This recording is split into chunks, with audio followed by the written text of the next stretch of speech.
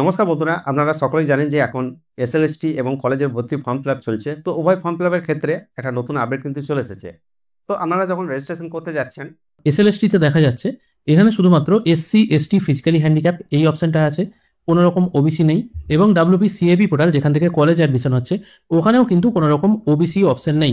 শুধু ওবিসি নয়, ওখানে জেনারেল, এসসি, এসটি কোনো অপশনই কিন্তু ওখানে শো করছে না। কিন্তু আপনাদের জন্য সুখবর, গতকাল থেকে এসসি, এসটি, ওবিসি সার্টিফিকেট করার যে website backward classes welfare department, এই যে ওয়েবসাইট আছে, এখানে কিন্তু আবার এসসি, এসটি, ওবিসি এই অপশনটা যুক্ত করা হয়েছে।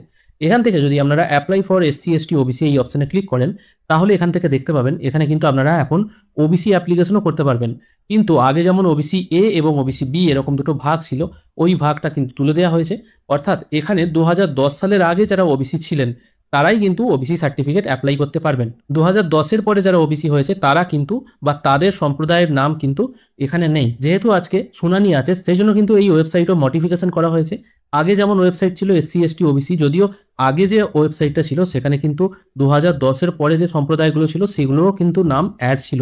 কিন্তু এখন যদি আপনারা খেয়াল করে দেখেন, এখানে এ বি এই ভাগটাই তুলে দেওয়া হয়েছে এবং পুরনো ভাগটাই আছে। এবার এখানে অনেকের প্রশ্ন থাকতে পারে, তাহলে এখন যে কলেজে অ্যাপ্লিকেশন করা হচ্ছে WPCAP পোর্টালের মাধ্যমে এবং ওয়েস্ট বেঙ্গল এসএসসি যে অ্যাপ্লিকেশন করা হচ্ছে সেখানে তো ওবিসি অপশনটা দেওয়া হচ্ছে না।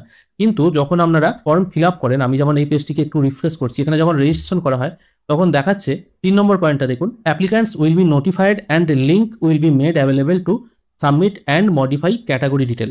মানে এখানে আপনাকে একটা লিঙ্ক পাঠানো হবে আপনার ক্যাটাগরি ডিটেল আপডেট করার জন্য। সহজ কথায়, যে সমস্ত ওবিসি ক্যান্ডিডেটরা মানে ওবিসি সম্প্রদায়ের মানুষরা 2010-এর আগেও ওবিসি ক্যাটাগরি ছিলেন, তাদেরকে কিন্তু ওবিসি হিসাবে মান্যতা দিয়ে তাদের কিন্তু আলাদাভাবে ক্যাটাগরিটা তৈরি করা হবে।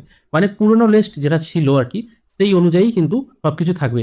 এবং একই রকমভাবে এই যে কলেজে ভর্তির ওয়েবসাইট আছে, এই পেজটিকেও যদি আপনি একবার রিফ্রেশ করেন, তাহলে আপনারা দেখতে পাবেন এই রিফ্রেশ করার সঙ্গে সঙ্গে এখানেও একটা এই 3 নম্বর পয়েন্টে অপশন চলে আসছে, আপনারা আপনাদের ক্যাটাগরি ডিটেল মডিফাই করতে পারবেন।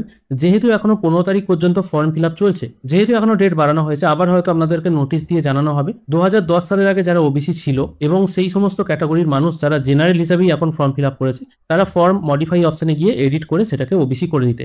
ওবিসি এ আর ওবিসি বি এগুলো কিন্তু থাকছে না।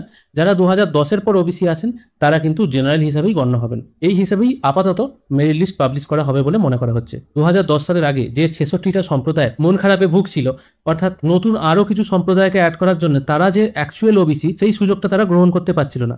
আশা করি এবার ওই ঝামেলাটা মিটবে। আশা করি এই ভিডিওতে এই আপডেটটি আপনাদের সকলের কাজে লাগবে। আর ভিডিওটা যদি ভালো লেগে থাকে তাহলে অবশ্যই ভিডিওতে লাইক করে চ্যানেলটাকে সাবস্ক্রাইব করতে ভুলবেন না।